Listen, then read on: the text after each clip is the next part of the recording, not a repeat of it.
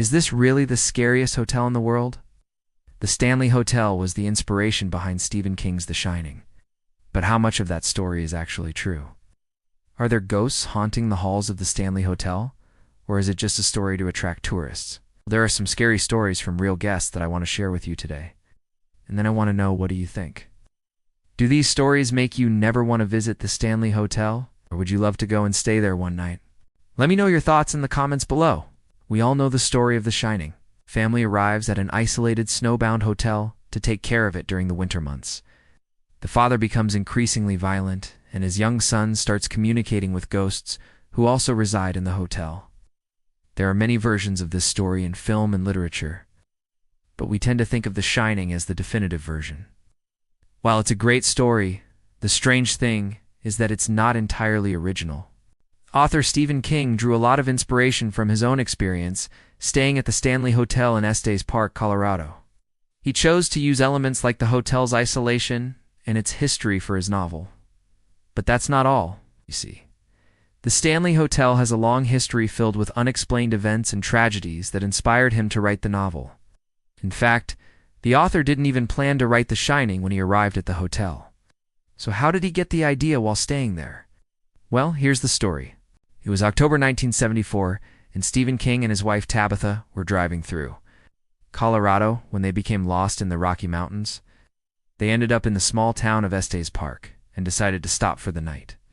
At the time, the Stanley Hotel was the only establishment still open. They checked into room 217 and had the entire floor to themselves. As they walked down the dark hallway, they could hear noises coming from another room. It sounded like someone was playing the piano. When they opened the door to the source of the music, no one was there. Still, they could hear the phantom melody coming from the walls. It was around this time that Stephen King began to get ideas for a story about a caretaker and his family who were driven crazy by a haunted hotel. Room 217 would later become Danny Torrance's room in The Shining. King says he felt a strong presence in the room and sensed something dark there. So he started writing. On the first day, he wrote pages and pages until his hand cramped. Then he stopped for the night and went to sleep.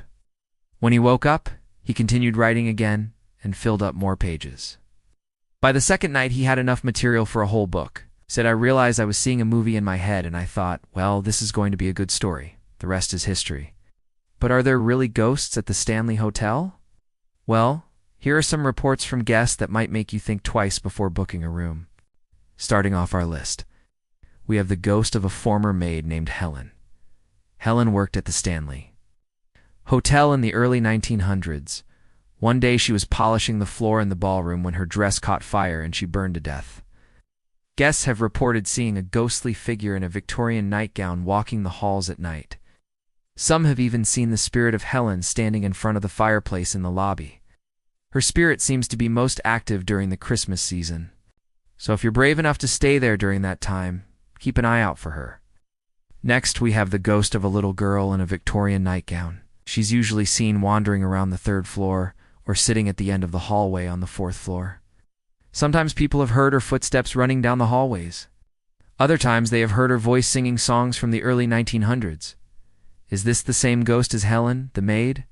Who knows? Maybe? But if you don't want to find out, then avoid room 401. That's because this is where she's most often seen. In fact, this room has such a reputation for paranormal activity that many people refuse to stay there.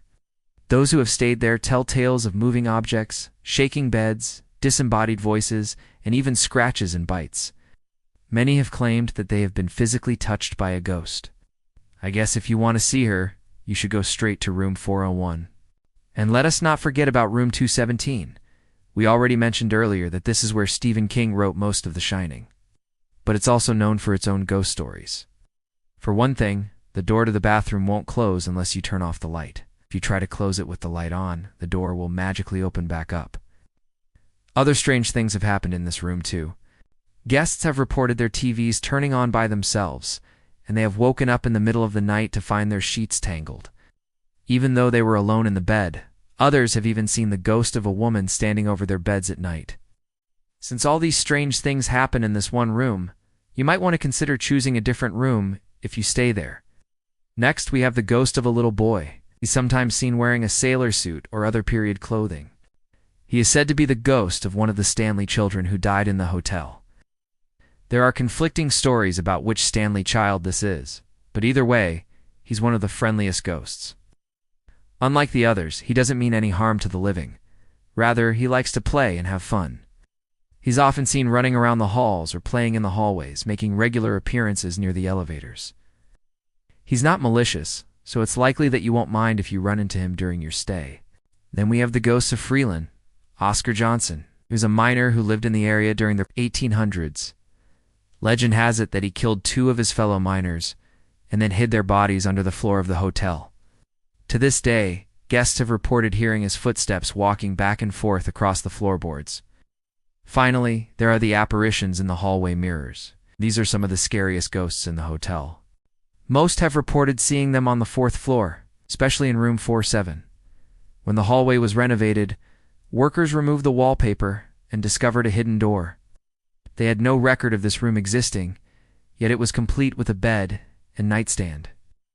When they looked in the mirror on the wall, they saw the apparition of a man who appeared to be waiting for someone.